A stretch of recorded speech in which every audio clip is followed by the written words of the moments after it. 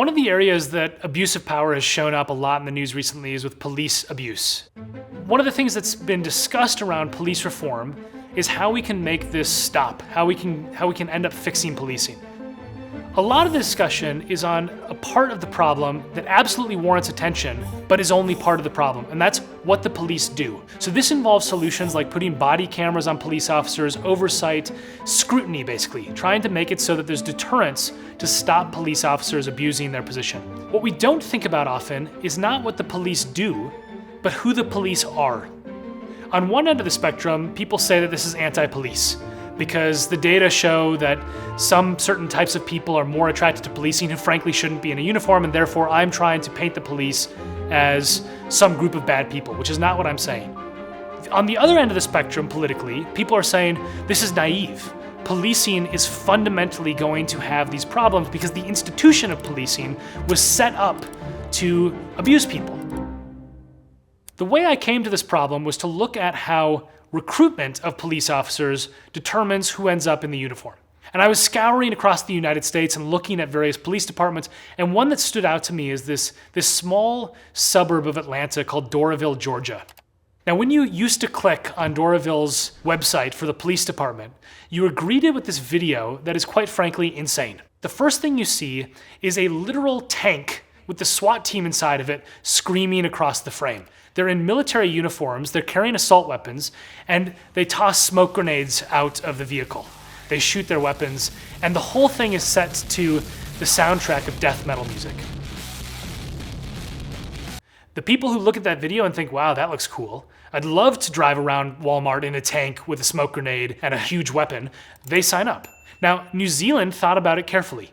So I spoke to people in my research who had designed a system of recruitment that they called Do You Care Enough to Be a Cop?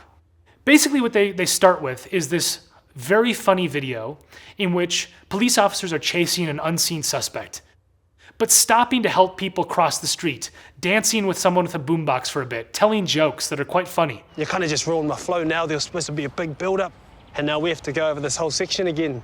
Who's we? And then at the end of the video, they finally catch the perpetrator, which turns out to be a border collie who's stolen a woman's purse. And Do You Care Enough to Be a Cop flashes on the screen. And what happened in New Zealand was that the number of recruits shot through the roof. Their applicant pool expanded dramatically. People who didn't previously see themselves as police officers started to think, I could do that job because I care about the community. The juxtaposition with the Punisher logo and the tank compared to the border collie and the Do You Care Enough to Be a Cop logo is so extreme that it's almost amusing. It's two parallel worlds of policing that are drastically different. It's not that we can ignore what the police do. We absolutely have to have oversight and very close scrutiny of police officers who abuse their authority. But at the same time, we have to think more carefully about who ends up in the uniform to begin with. This shows up in the data when you see that the rates of domestic abuse among police officers in the United States is higher than the general average in the public.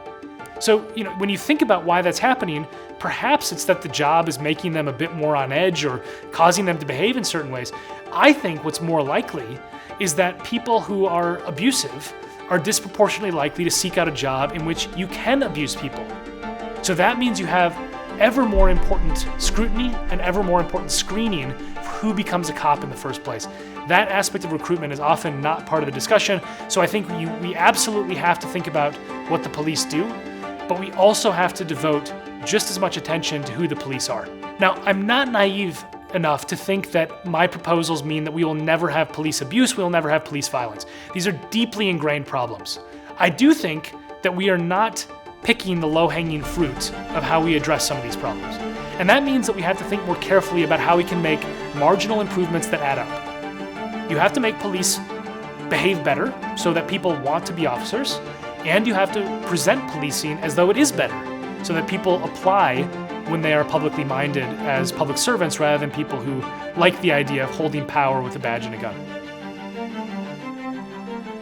Get smarter, faster with videos from the world's biggest thinkers. To learn even more from the world's biggest thinkers, get Big Think Plus for your business.